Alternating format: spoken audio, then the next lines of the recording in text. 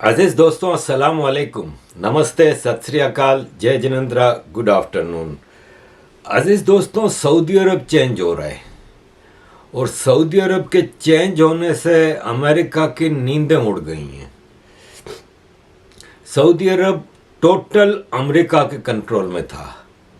अब सऊदी अरब American control से निकल रहा है, जो कि अमेरिका की नज़र में एक बगावत है और अमेरिका की समझ में नहीं आ रहा कि वो क्या करे। कि Saudi Arab is not Ukraine, Saudi Arab is not Iraq. Saudi Arab के साथ वो क्या करे, वो ह्यूमन राइट्स का खेल खेल रहे हैं। अब मैं आपको पहले थोड़ा हिस्ट्री में ले जाता हूँ, फिर मैं आपको बताता हूँ कि रिसेंट हिस्ट्री में क्या हुआ। हिस्ट्री ये थी कि ब्रिटिश एशिया में अपना कंट्रोल पूरा कर रहा था। इंडिया तक ब्रिटिश का कंट्रोल था, लेकिन इसके बाद अफ़गानिस्तान, ईरान ब्रिटिश के कब्ज़े में नहीं थे।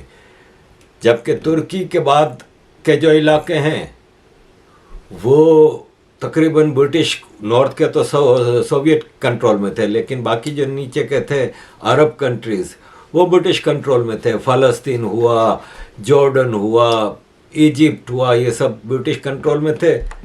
अब सऊदी अरब ज़ाहिर है मुसलमानों के लिए एक मुक़द्दस जगह थी, तो सऊदी अरब में क्या करे वो।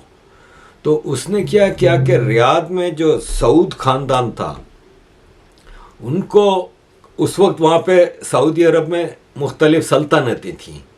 सल्तनत ऑफ नजद थी जो रियाद और इसके इर्द गिर्द का एरिया था। सल्तनत हिजाज थी जिसमें मक्का, मदीना, जद्दा, ताइफ, इस तरह नॉर्दर्न एरियाज़ में कोएत था, कतर था, दहरान था, ये सब इलाके थे। बेसिकली आपको पता है एक डेजर्ट एरिया है। तो उसने वहाँ पे अपनी हेजेमनी कायम करने के लिए वहाँ किंगडम ऑफ नजद के जो बादशाह थे किंग अब्दुल अजीज़, उनको लॉरेंस ऑफ अरेबिया आप पढ़ लें या उसकी फ़िल्म देख लें, आपको पता चल जाएगा किस तरह ब्रिटिश ने उनको ये कन्विंस किया कि आप पूरे इस अरबियन पेनिनसुला पे कब्ज़ा कर लें। और 1935 की शायद ये बात है। और उस वक्त तक साइंटिस्टों ने देख लिया था कि यहाँ पे फ्यूचर एनर्जी रिसोर्सेस पूरी दुनिया का इस इलाके में है।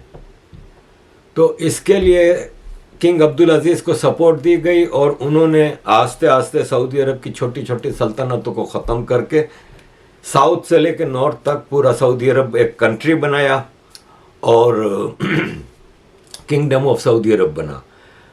नॉर्थ में सऊदी पेनिनसुला के नॉर्थ में जो इलाके थे, कुवैत, कतर, बहरीन, ओमान, इमारात, वो ब्रिटिश ने अपने कब्ज़े में रखे, क्योंकि वो एक तो ट्रेड रूट के हवाले से बहुत इम्पोर्टेंट थे कि वहाँ से दुनिया की तकरीबन ट्रेडिंग ख़ास तौर पर यूरोप के लिए वहाँ से आती थी। दूसरा ये है कि एनर्जी के लिए इनको पता है कि ट्रेड बाय सी होगी और वो बड़ा इम्पोर्टेंट रूट था। तो वो एरियाज़ इन्होंने अपने पास रखे और आस्ते आस्ते इनको आज़ादी दी। जैसे 61 में कुवैत को आज़ादी मिली, 71 में शायद इमारात को आज़ादी मिली। लेकिन वहाँ पे अपने उन्होंने देखें उस वक्त जो ये कबीले थे ना अरबों के, उनके पास एजुकेशन ज़ीरो थी, उनको सिर्फ कुरान पढ़ना आता था और वो इस्लामिक कानून, इस्लामिक उसमें ही थे। और ये ब्रिटिश और अमेरिका की ये कोशिश थी कि इनको इसी हद तक रखा जाए। अब किंग अब्दुल अजीज़ के जितने बेटे थे जो बाद में बादशाह बने, पहले सबसे बड़ा बेटा सऊद बना, 53 तक किंग अब्दुल अजीज़ रहे। 53 के बाद सऊद बना। 64 में शाह फैसल ने सऊद को हटा के खुद बादशाह बन गए। 75 में शाह फैसल को मार दिया, उनके अपने ही भतीजे ने। किंग खालिद बने। फिर 82-83 में मेरा ख्याल है किंग फहद बने। फिर इसके बाद अब्दुल्ला बने। फिर इनके भाई बाकी जो थे वो लाइन में तकरीबन गुजर गए थे, तो किंग सलमान बने। अब सलमान के बाद अगले बादशाह के लिए क्राउन प्रिंस, कोई ऐसा क्राउन प्रिंस बचा नहीं था उनके भाइयों में से जिसकी उम्र कम हो। बहुत कम रह गए थे और वो, क्योंकि मेरा ख्याल है ये 78 भाई थे, तो ये सब तकरीबन गुजर गए थे। और जो बच्चे भी थे वो 80 70 80 90 साल के थे। तो इसलिए किंग सलमान ने अपने बेटे मोहम्मद बिन सलमान को बनाया। अब 1953 में अमेरिकन प्रेसिडेंट कौन था? आइजनहोवर था शायद, या आइजनहोवर ही था मेरा ख्याल है। अमेरिकन प्रेसिडेंट एक शिप में जाता है बादशाह से मिलने, किंग अब्दुल अजीज से, और उनसे एग्रीमेंट करता है कि हम यहाँ पे ऑयल खोद के निकालेंगे ड्रिलिंग करके। और सऊदी अमीर नहीं थे उस वक्त। मुझे हमारी नानी और नाना हज के लिए गए थे तो वो बताते थे कि शिप में जाते थे उस वक्त, 60s की बात है। तो वो बताते थे कि बर्तन तक साथ लेके जाते थे, वहाँ पे 4 6 महीने रुकना होता था। हफ्ते 10 दिन का तो शिप का रास्ता था खाली, तो 4 6 महीने रुकना होता था। तो वो बर्तन, चूल्हा, बिस्तरे सब लेके जाते थे। तो वो क्या करते थे, वहाँ से वापसी पे जमजम और खजूरें और मुसल्ले और तस्बियाँ और हदियों के सामान लेके आते थे। तो ये सब बर्तन और बिस्तरे वहाँ पे गरीबों में बांट देते थे। वो गरीब कोई फॉरेनर नहीं थे, सऊदी थे। वो खुशी खुशी वहाँ पे मांग मांग के लेते थे इनसे। और उस जमाने में हमारे तो देखें परदादा ने भी हज किया है, आजक से गए थे इंडिया से। ऊँट के वो गुजरात से शिप में बैठे थे और फिर जद्दा से ऊँट पे बैठ के गए थे। आज से कोई 100 150 साल पहले की बात है।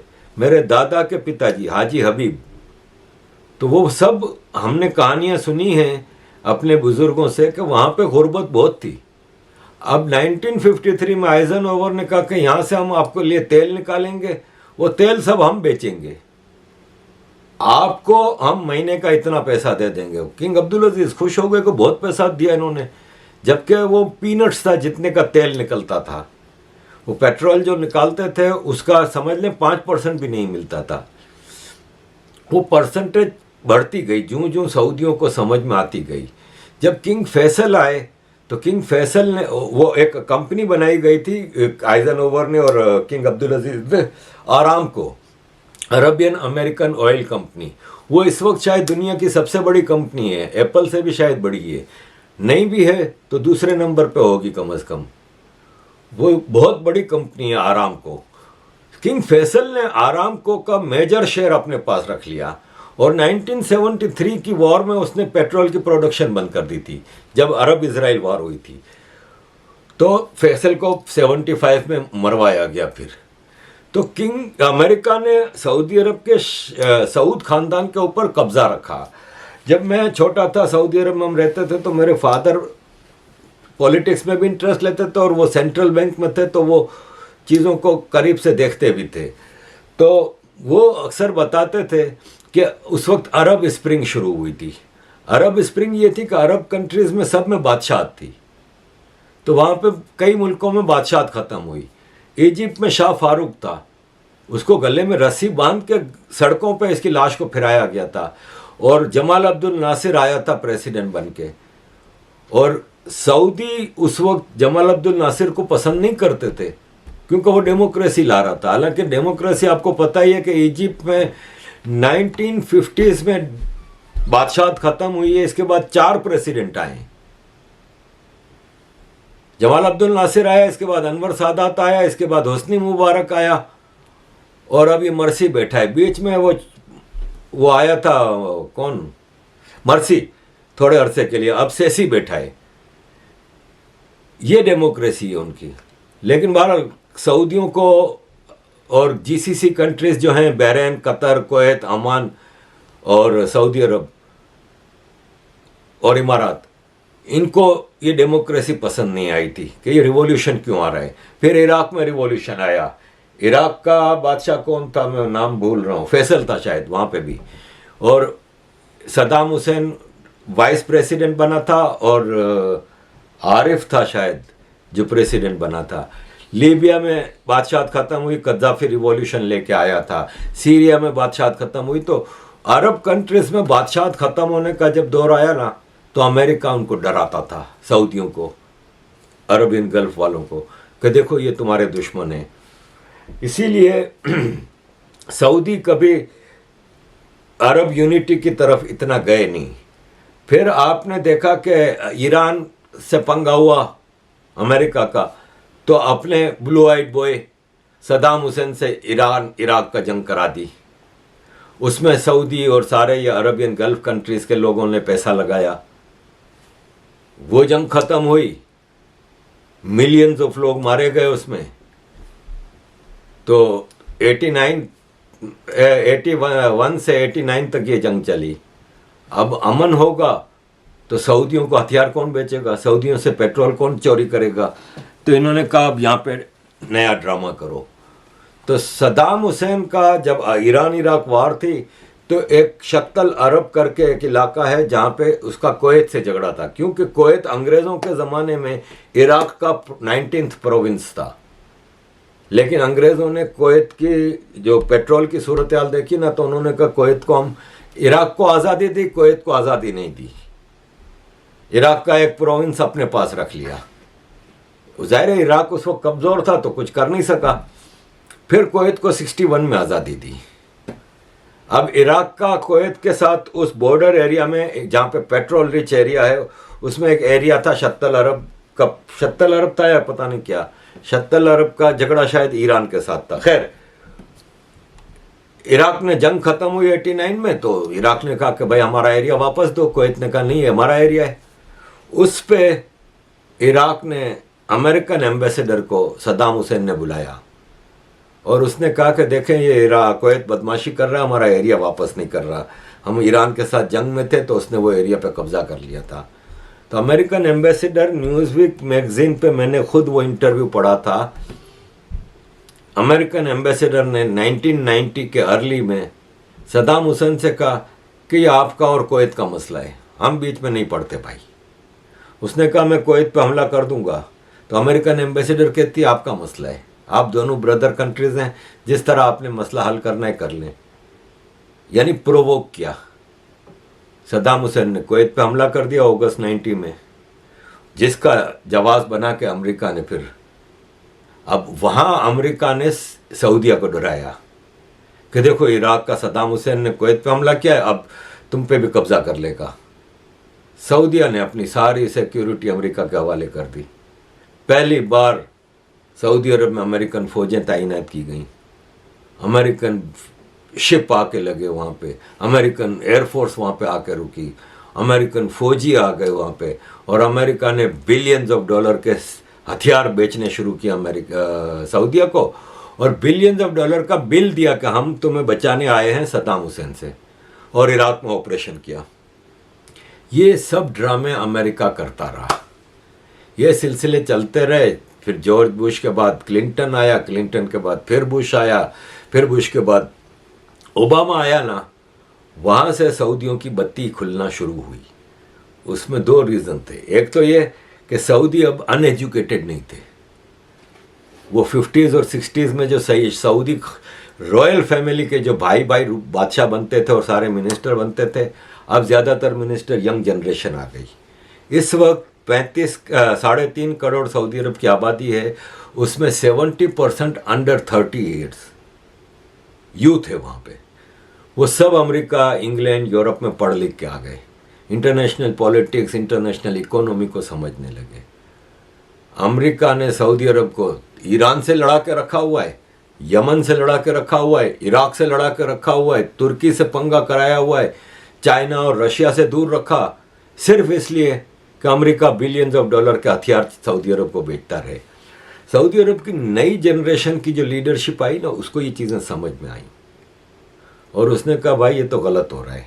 अब मोहम्मद बिन सलमान आया तो बाइडन, उस वक्त ओबामा था, ओबामा ने उसके खिलाफ एक कैंपेन चलाई थी सऊदी अरब में, ह्यूमन राइट्स, अचानक ह्यूमन राइट्स आ गए, जबकि अब ह्यूमन राइट्स इंप्रूव हो रहे हैं सऊदी अरब में। ठीक है, अभी एक किताब आई ब्लड फॉर ऑयल, सऊदी अरब को खूनी दरिंदा बताया जा रहा है, जबकि 50s, 60s, 70s, 80s और 90s के सऊदी अरब में वर्चुअली ह्यूमन राइट्स था ही नहीं। अब तो चेंज हो रहा है सऊदी अरब, इस्लामिक एक्सट्रीमिस्ट रूल ख़त्म कर रहा है। आप देख ले, रमज़ान में इन्होंने लाउड स्पीकर नहीं, चंदा जमा करना मना कर दिया, तबलीगी जमात पे पाबंदी, मस्जिद में बच्चों को नहीं ला सकते, नमाज टीवी पे नहीं दिखा सकते, लाउड स्पीकर पे अजान नहीं दे सकते, औरतों के हिजाब खत्म कर दिए, हदीस को ऑथेंटिक मानने से इनकार कर दिया कि हदीस will not be part of Islamic शरिया। इतने बड़े बड़े स्टेप्स हैं ये। अब तो ह्यूमन राइट्स आस्ते आस्ते चेंज हो रहे हैं, तो अब कैंपेन चला रहे हैं। ओबामा ने क्या किया, फिर इराक पे हमला, लीबिया पे हमला, सीरिया पे हमला, तबाह करके रख दिए। सऊदी ये सब चीज़ देख रहे थे, लेकिन अभी सऊदी अरब में लीडरशिप चेंज नहीं हुई थी। अभी भी अब्दुल्ला बादशाह था, फिर अब्दुल्ला के बाद सलमान बना। अब क्या हुआ कि ओबामा ने ISIS क्रिएट की, इस्लामिक ब्रदरहुड है ना, उससे सऊदी अरब हमेशा परेशान रहा है। अभी ISIS इस्लामिक ब्रदरहुड का बाप, अल कायदा से भी खतरनाक, वो सऊदी अरब को पसंद नहीं आया मामला। इन्होंने कहा पहले भी हमसे तालिबान बनवाई, अल कायदा बनवाई, क्योंकि मोहम्मद बिन सलमान ने अमेरिका में बैठ के 4 साल पहले ये सारा पोल खोल दिया था कि भाई अमेरिका की CIA ने हमसे कहा था, तो हमने इन्वेस्टमेंट की थी। अल कायदा और तालिबान जो बने, जो मुजाहिद जितने भी थे, और दुनिया भर में मदरसे और एक्सट्रीमिज्म को हमने पैसा लगाया भाई CIA के कहने पे। जिस तरह CIA चाहती थी अमेरिका यूज़ करता था इसको। एक्चुअली क्या है कि पेट्रोल अमेरिका सऊदी अरब से औने पौने भाव में लेता रहा, हथियार इनको बिलियंस ऑफ डॉलर के बेचता रहा। मोहम्मद बिन सलमान ने आके इन सारी चीज़ों को स्टडी किया और आस्ते आस्ते वो अमेरिकन चुंगल से निकलने लगा। एक तो मोहम्मद बिन सलमान ने ये देखा कि ये पेट्रोल है ना, इसकी उम्र अब इतनी ज़्यादा नहीं रही। आज से 15-20 साल 25 साल मैक्सिमम रिन्यूएबल एनर्जी दुनिया को कंट्रोल करेगी और पेट्रोल की इतनी अहमियत नहीं रहेगी। उसने भी रिन्यूएबल एनर्जी पे काम करना शुरू किया। दूसरा, इसने कहा कि अमेरिका यूरोप के पास कौन सा पेट्रोल है, कौन से मिनरल्स हैं, इकोनॉमी पे चलते हैं, इकोनॉमी बनाओ। इकोनॉमी किस पे आएगी, जब फॉरेन इन्वेस्टमेंट आएगी, जब फॉरेनर आएगा। हमने सऊदी अरब को 1400 साल पुराने शरिया लॉ में जकड़ कर रखा है, कौन आएगा इधर। इसने लॉस चेंज करने शुरू किए, फॉरेन इन्वेस्टर्स के अट्रैक्टिव चीज़ें की। अब जैसे ये नियोम सिटी है, 170 मील लंबी सिटी, इसके ऊपर मैं पूरी एक वीडियो बना चुका हूँ पिछले साल। 170 माइल लंबी एक लाइन होगी, कोस्टल लाइन, जिसके दोनों तरफ कांच की बिल्डिंगें होंगी 1600 फीट ऊंची, लाइन से 170 मील लंबी। कहते हैं वर्ल्ड, ये जो ज़मीन का गोला है उसका इक्वेटर भी खतरे में आ सकता है, इतना बड़ा प्रोजेक्ट है। 170 मील लंबी, 1600 फीट ऊंची बिल्डिंग, लंबी इतनी। उसके अंडरग्राउंड में electric train, fast bullet train, जो एक कोने से दूसरे कोने जाएगी। उसमें flying taxis, flying robots, artificial intelligence सबसे ज़्यादा किरदार अदा करेगी। वहाँ पे 9 मिलियन लोगों के रहने के लिए जगह बनाई जा रही है। वहाँ पे इंडोर स्कीइंग, डेजर्ट के अंदर स्कीइंग, बर्फ वाली, स्विमिंग, पता नहीं क्या क्या वहाँ पे एक दुनिया आबाद करने का। जब सऊदी प्रिंस मोहम्मद बिन सलमान ने इसका ऐलान किया था तो लोगों ने कहा कि ये बेवकूफ़ बना रहा है, ये इसका ख्वाब है जो कभी पूरा नहीं होगा, ये स्टार्ट ही नहीं होगा। अब पिछले हफ्ते स्टार्ट हुआ है ये। ड्रोन से उसकी फुटेज आई है, वो खोदना शुरू कर दिया। 170 मील लंबी ज़मीन को खोदना शुरू कर दिया गया है। मोहम्मद बिन सलमान ने कहा है कि 2030 तक हम इसको कंप्लीट करेंगे। इंजीनियर्स कह रहे हैं कि ये बनाने में 50 साल लग जाएंगे, लेकिन हम समझते हैं कि ये एक रिवोल्यूशनरी प्रोजेक्ट है। सऊदी अरब में बड़ी चेंजेस आ रही हैं, कैसीनो लग रहे हैं, क्लब्स बन रहे हैं, सिनेमाज लग रहे हैं, शॉपिंग मॉल्स हो रहे हैं, औरतों को मेन लाइफ में लाया जा रहा है। मैं 1984 में जब जॉब करने के लिए सऊदी अरब पहुंचा ना पाकिस्तान से, इसी मार्च के महीने में, तो सऊदी अरब इसी किंग सलमान के एक बेटे जो मोहम्मद बिन सलमान के शायद बड़े भाई हैं, वो स्पेस में गए थे नासा की तरफ से, first Muslim to be in space. आज उस वक्त सोच नहीं सकता था, उस वक्त औरतें गाड़ियां नहीं चला सकती थीं। आज सऊदी औरत स्पेस में जा रही है। ये तब्दीली नहीं है क्या?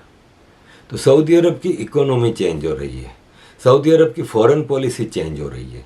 अब सऊदी अरब ने फॉरेन पॉलिसी में ये किया कि अभी जो चाइना की ब्रोकरी में ईरान के साथ जो एग्रीमेंट हुआ है उसने अमेरिका की चीखें निकाल दी हैं।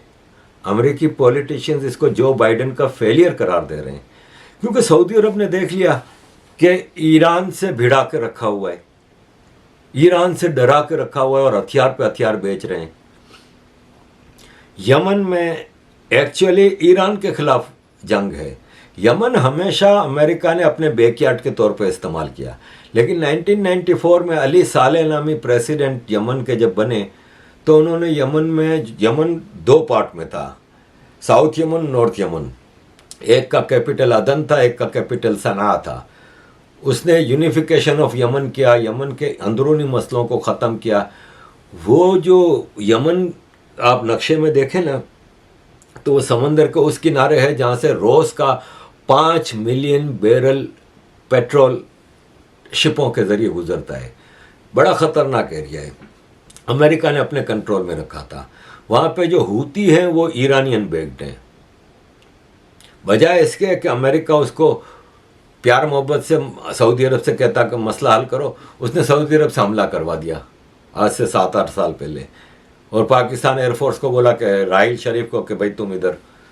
अब राहिल शरीफ तो सऊदी अरब का शुरता है, उस वक्त भी सऊदी अरब का पुलिसमैन बना हुआ था जब आर्मी में था पाकिस्तान की, और रिटायरमेंट के बाद वो जब मोदी जी को पुरस्कार दिया गया सऊदी अरब का हाईएस्ट, तो वो कोने में शुरता खड़ा था, पुलिस वाला चौकीदारी कर रहा था।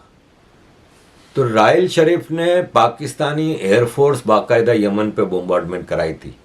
अब सऊदी अरब ने कहा कि यार हमें लीबिया से भी लड़ा के रखा है, इराक से भी, ईरान से भी, रशिया चाइना से दूर रखा है। मोहम्मद बिन सलमान ने कहा नहीं भाई, अब ये नहीं चलेगा। इसी दौरान खशोगी का वाकया हुआ। खशोगी कौन है? खशोगी इस्लामिक ब्रदरहुड का है, अल कायदा और उसामा बिन लादेन को पसंद करता था। खशोगी एक्चुअल में CIA का बंदा था। मोहम्मद बिन सलमान ने इसको मरवा दिया, तुर्की से मामला खराब हुआ। अब चेंजेस आ रही हैं। मोहम्मद बिन सलमान ने $5 बिलियन तुर्की की डूबती हुई इकोनॉमी को बचाने के लिए दे दिए। ईरान के साथ मुआहिदा किया जिससे इसराइल की चीखें निकल गईं। इसराइल का एक्स प्राइम मिनिस्टर जो है नफ्ताली बेनेट, वो कह रहा है ये बेंजामिन नेतन्याहू की फेलियर है, इसकी फॉरेन पॉलिसी का फेलियर है, इसने ये होने कैसे दिया। अब सऊदी अरब का इसको क्या फ़ायदा हो रहा है? सऊदी अरब को ये फ़ायदा हो रहा है कि सऊदी अरब अब अमेरिकन वेपन्स से बाहर निकलना चाह रहा है, क्योंकि अमेरिकन वेपन सारे कंप्यूटराइज सिस्टम से हैं, अमेरिका के कंट्रोल में रहते हैं। ये कभी भी अमेरिका से या यूरोप से किसी और मामले से पंगा हो गया तो ये हथियार नहीं चलेंगे। तो इसने कहा मुझे डाइवर्सिफाई करना है, अपनी फॉरेन पॉलिसी को भी और अपने हथियारों की ख़रीदारी को। उसने चाइना के साथ, रशिया के साथ अपने ताल्लुकात बनाने शुरू किए। जब रशिया यूक्रेन वार हुई तो अमेरिका ने पूरी कोशिश की कि रशिया के साथ सऊदी अरब ताल्लुकात ख़राब करे। सऊदी अरब ने कहा नहीं भाई, हम इसको, ठीक है, किसी भी मुल्क को इजाज़त नहीं कि दूसरे मुल्क में इन्वेजन करे जैसे रशिया ने यूक्रेन में किया, लेकिन हम समझते हैं ये अमेरिका लेड वेस्ट की जंग है रशिया के साथ, और ये एक इंटरनेशनल इंपीरियलिस्टिक डिज़ाइंस की जंग है, इसमें हम हिस्सा नहीं लेंगे। सऊदी अरब ने रशिया को पेट्रोल भी देना भी शुरू किया, उसके साथ बिजनेस भी शुरू किया। सऊदी अरब की चाइना के साथ इस वक्त, सऊदी अरब की जो टोटल इंपोर्ट है ना, उसमें 20% चाइना से आती है, 10% अमेरिका से आती है। चाइना के साथ इसकी रिलेशनशिप, अब चाइना ने एक सिक्योरिटी एग्रीमेंट करवा के सऊदी अरब के साथ सिक्योरिटी रिलेशनशिप बनाए, इकोनॉमिक रिलेशनशिप हैं ही ऑलरेडी। अब सऊदी अरब आगे चल के इनसे हथियार भी लेगा। दूसरा, सऊदी अरब को हमेशा पाकिस्तान के इम्प्रेशन में रखा। सऊदी बादशाह जितने भी थे वो पाकिस्तान को अपना बड़ा भाई समझते थे। पता चला पाकिस्तान सिर्फ सऊदी अरब को लूटता ही रहता था। मोहम्मद बिन सलमान ने पाकिस्तान को उसकी औकात भी दिखा दी। उसने कहा भैया छोड़ो, तुम्हारे चक्कर में हम इंडिया से ताल्लुकात क्यों ख़राब करें। इंडिया एक मेजर पावर है। सऊदी अरब के इंडिया से ताल्लुकात पहले भी अच्छे थे, लेकिन मोहम्मद बिन सलमान के ज़माने में बहुत बहुत बेहतर हुए। मोहम्मद बिन सलमान ने इंडिया में भी इन्वेस्टमेंट की, और इंडिया का जो कल्चरल, अबू धाबी में, सऊदी अरब में योगा, गीता के पाठ, रामायण के पाठ, मंदिर बनना, ये सब चीज़ें कोई सोच नहीं सकता था। 1400 साल बाद वहाँ पे बुत रखे गए हैं पहली बार। ये सब तब्दीलियाँ हैं, वो हज़म नहीं हो रही, ना पाकिस्तान से ना अमेरिका से। सऊदी अरब कह रहा है हम फ्रांस से भी ताल्लुकात बेहतर बनाएंगे। Strategic, economic and military relationship with France, Britain, America, Russia, China, सबके साथ रखेंगे। और आज़ाद फॉरेन पॉलिसी की तरफ सऊदी अरब चल पड़ा है। ये अमेरिका को भारी पड़ रहा है। इस इलाके में ईरान और सऊदी अरब के ताल्लुकात बेहतर होते हैं। अब सुना है चाइना ने एक और स्टेप लिया है कि वो अरबियन कंट्रीज और ईरान को मिला के इस मिडल ईस्ट को मसाइल से पाक करेगा, और एक और एग्रीमेंट होगा। सपोज कल को इराक, लीबिया, इजिप्ट, सऊदी अरब, ईरान, इन सब का कोई एग्रीमेंट हो जाता है तो मैया मर जाएगी अमेरिका की। तो अजीज दोस्तों, Saudi Arab is changing and this change is seems very good, और उसका फ़ायदा चाइना को होगा ही होगा। लेकिन मैं समझता हूँ कि दूसरी रीजनल फोर्सेस जो हैं उसमें इंडिया भी आगे बढ़ के, देखिए सऊदी अरब की फूड ग्रेन्स, डेयरी वगैरह की ज़रूरत मेजॉरिटी इंडिया से आती है, बुचरी बहुत ज़्यादा इंडिया से आती है। तो इसलिए इंडिया का बड़ा मेजर रोल होगा आगे चल के सऊदी अरब में, और सऊदी अरब का मेजर रोल होगा इंडिया में। फिर दुनिया की बड़ी रिफाइनरी इंडिया में, जामनगर में बनाई गई है। रिफाइनरी इंडिया में तो पेट्रोल नहीं है ना, तो वहीं से आता है ना। अब रशिया से काफ़ी आ रहा है, लेकिन अभी भी इंडिया का सबसे ज़्यादा पेट्रोल तो सऊदी अरब से आता है। वो फिर री एक्सपोर्ट होता है। तो ये सब म्यूचुअल इंटरेस्ट हैं इंडिया के साथ भी सऊदी अरब के। तो Saudi Arab is changing and changing for good. Thank you very much अजीज़ दोस्तों for all your support. Keep supporting.